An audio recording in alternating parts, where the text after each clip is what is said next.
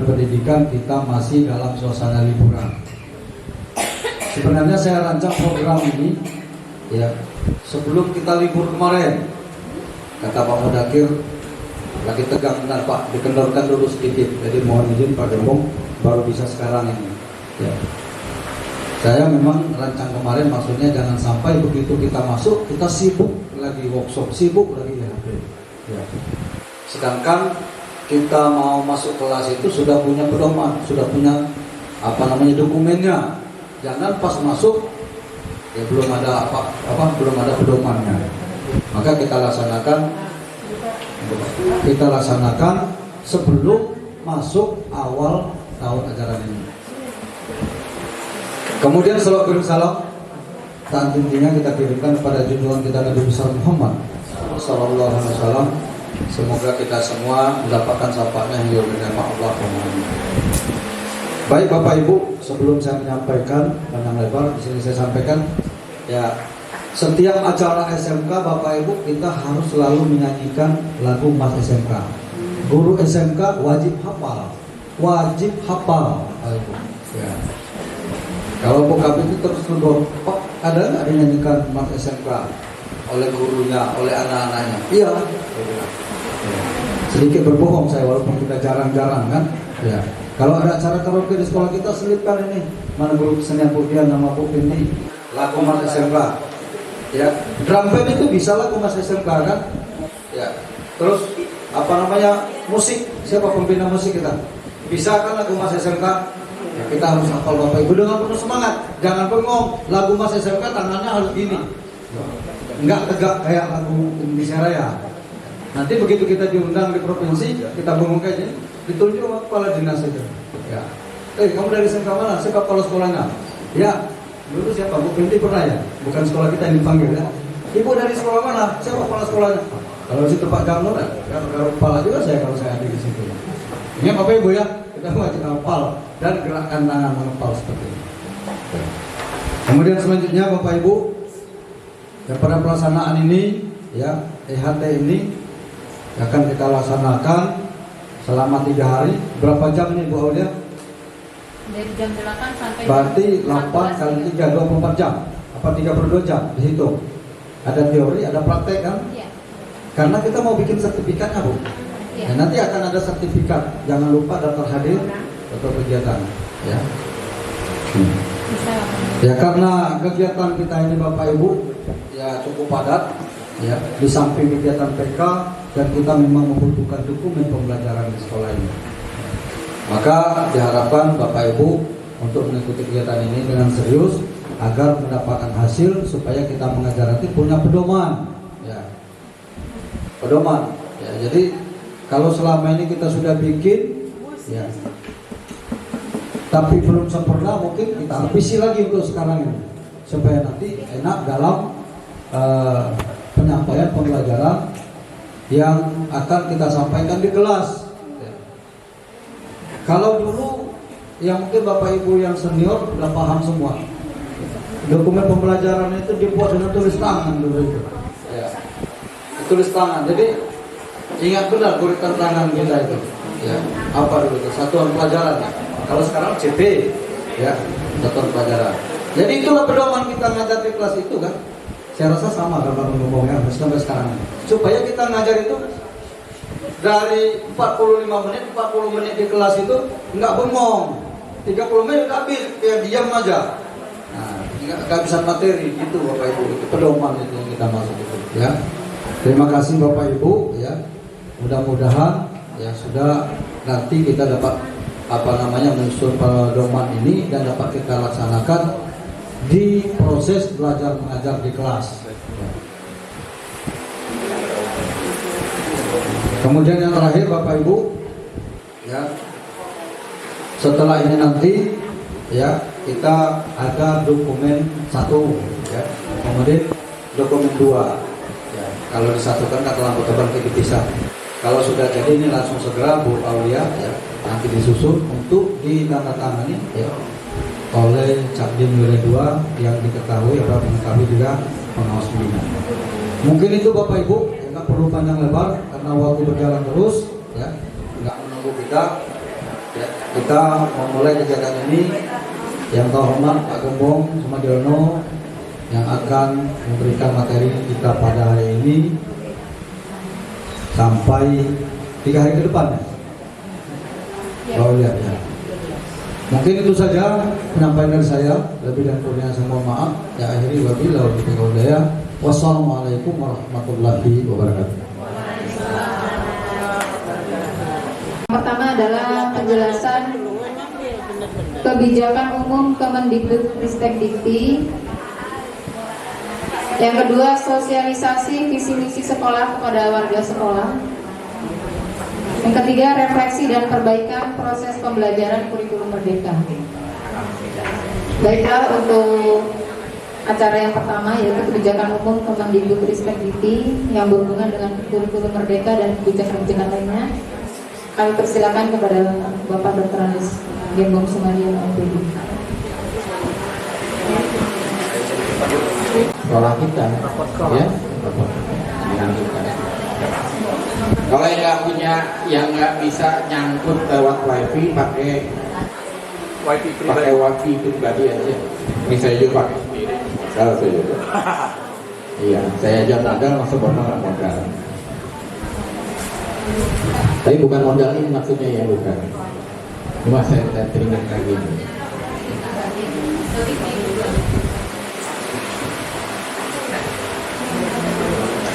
Nah, kenapa ini saya sampaikan Bapak Ibu? Karena ada yang harus kita lakukan untuk menambah ya. Ini sudah pakai kuota sendiri Bapak Ibu. Bapak Ibu pakai kuota sendiri aja. Nggak ngabisin 100.000 nggak sampai. Karena saya ini kan nggak diberi akses Bapak Ibu oleh, artinya pengawas tidak diberi akses untuk melihat rapor web pendidikan sekolah. Jadi saya menumpang pakai webnya kepala sekolah ya, sehingga saya bisa melihat rapor sekolah kita ya. Kita bisa lihat rapor sekolah.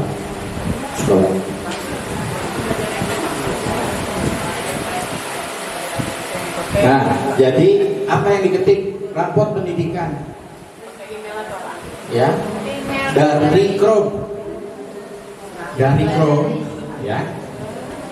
Gunakan Google Chrome, Bapak Ibu klik rapor pendidikan ya, kemdikbud.go.id, masuk.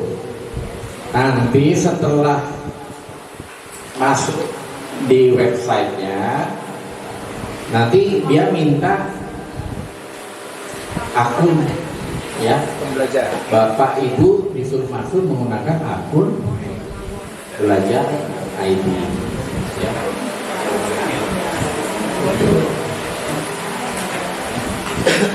Jadi kalau kemarin itu belum masuk, makanya di DMP ya. Kita ini kan kalau BMP-nya kalau dulu RMP, sekarang namanya BMP, pusat tempat terkait tulisannya. Dibandingkan tahun 2002, kemampuan numerasi SMK pada mengalami peningkatan paling tinggi di antara indikator. Artinya ini di numerasi dia paling tinggi di antara yang lain. Literasi, kemudian yang bawahnya termasuk ini yang paling tinggi ya. Nah, nanti Bapak Ibu masih demikian, ada penyerapan tulisan adalah indikator yang mencapai capaian terendah. Ternyata untuk capaian sekolah kita terkait penyerapan di industri ya, penyerapan lulusannya, artinya masih banyak alumni kita yang dengan tanda kutip masih nganggur lah begitu kurang lebih. Ya, ini apa penyebabnya? Nah, penyebabnya itu nanti Bapak Ibu bisa melihat ini mungkin gambaran ya yang pertama terkait dengan macam-macam indikator yang ada di sekolah kita. Kemampuan literasi kita lumayan udah bagus, numerasi juga udah bagus, karakter udah lumayan bagus. Ya.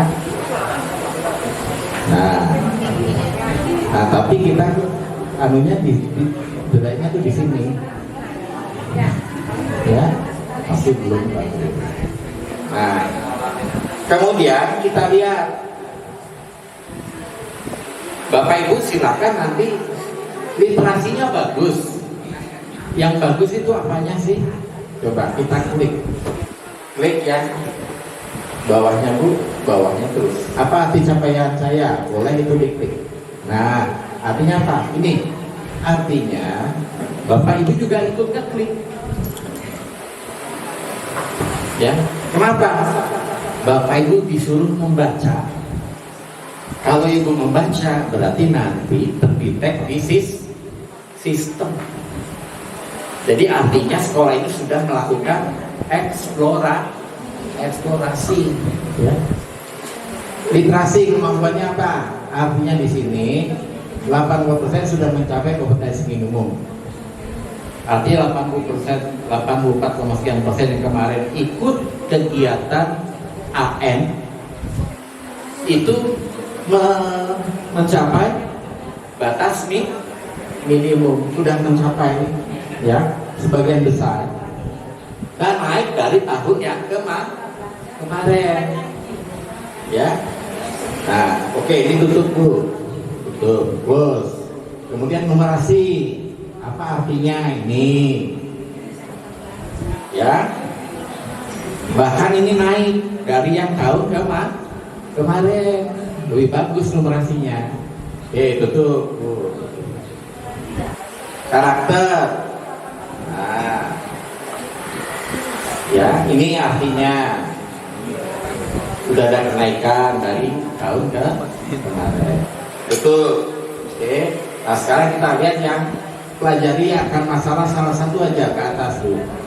Nah yang paling coba yang akan masalah yang ketiga, yang kurang boleh lah, yang kurang ada nggak?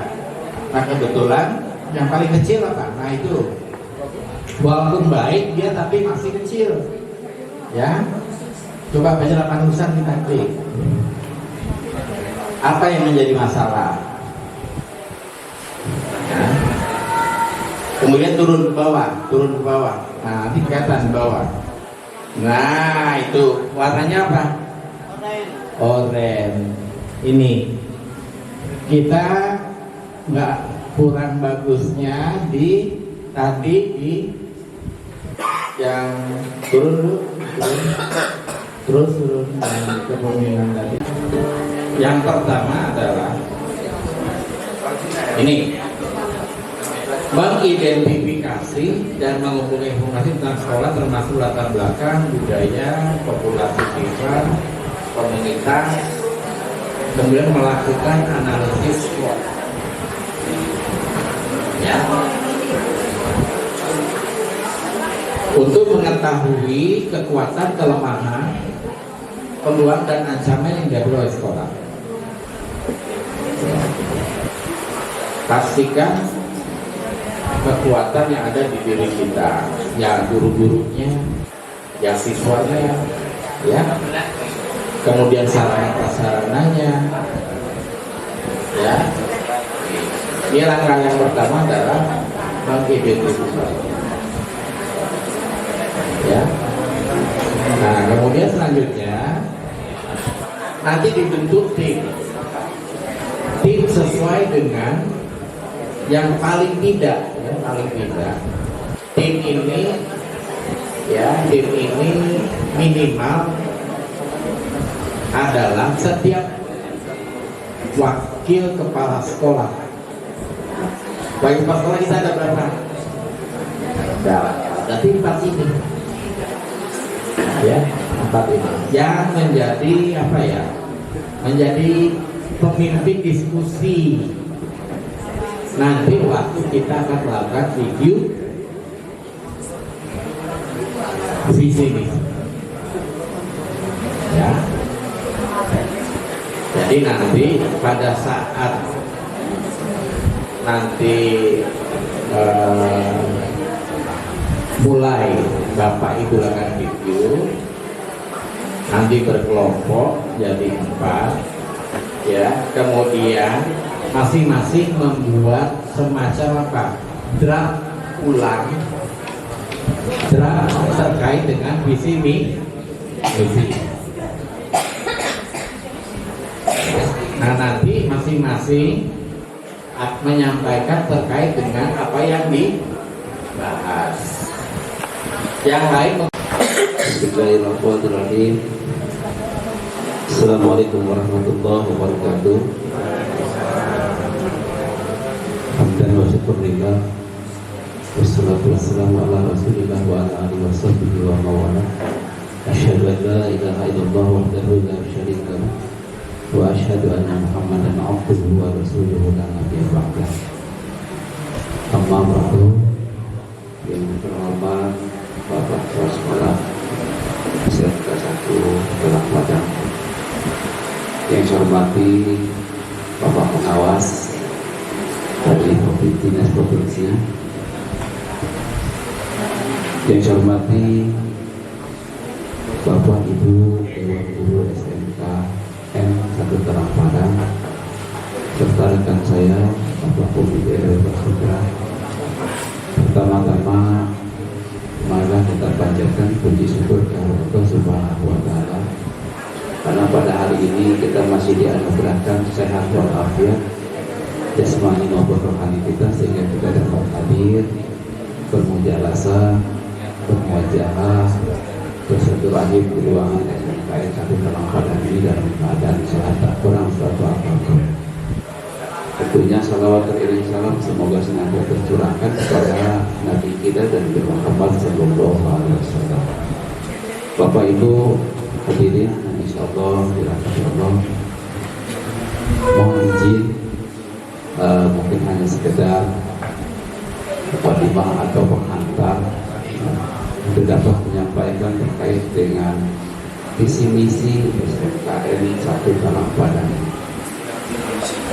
Tadi disampaikan bahwa visi misi kita ini apakah sudah ada luasa atau belum, apa perlu direvisi apa enggak, apa perlu diperbaharui apa enggak. Tentunya hal itu menyangkut ya, menyangkut masa depan sekolah, karena sekolah itu pendidikan itu harus punya visi misi dan tujuan. Sekolah tanpa punya visi dan tujuan itu tidak akan ketemu arah untuk mendidik anak-anak kita. Oleh sebab itu sekolah itu diadakan visi misi dan tujuan. Apa gunanya? Bapak Ibu mungkin lebih tahu.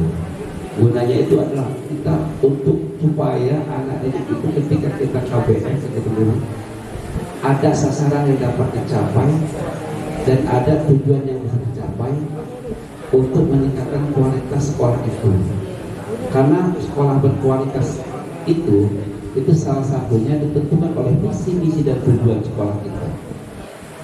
Ketika visi misi kita ini tidak sesuai dengan sekolah yang kita bangun, yang sudah kita bina, maka saya rasa sedikit kemungkinan keberhasilan dalam pendidikan sekolah itu tidak akan berhasil. Oleh sebab itu, pencapaian visi misi dan tujuan sekolah itu harus dirumuskan sedemikian rupa sehingga kita dapat menyesuaikan dengan kurikulum yang ada. Ketika kita merumuskan visi misi sekolah itu, ketika tidak disesuaikan dengan kurikulum ada, maka sekolah itu sasarannya tidak tepat. Dan apa yang kita pelajari mungkin akan keluar dari ranah itu. Oleh sebab itu, ya, kalau misalnya visi misi SMKN 1 Telang Padang ini andai kata ada kan sudah ada yang leluasa, itu bisa kita rubah atau bisa kita tambah dan kita bisa revisi untuk menyesuaikan dengan perkembangan dan kurikulum yang terbaru. Ya. Ini ya. Jadi langkah-langkah kita ini, langkah-langkah sekolah SMKN ini memang harus ada selalu revisi visi dan misi dan tujuan sekolah agar tujuan pendidikan kita yang kita bina ini ya menjadi sasarannya tepat dan mampu untuk berdaya saing dan berkualitas ya lulusan SMKN ini.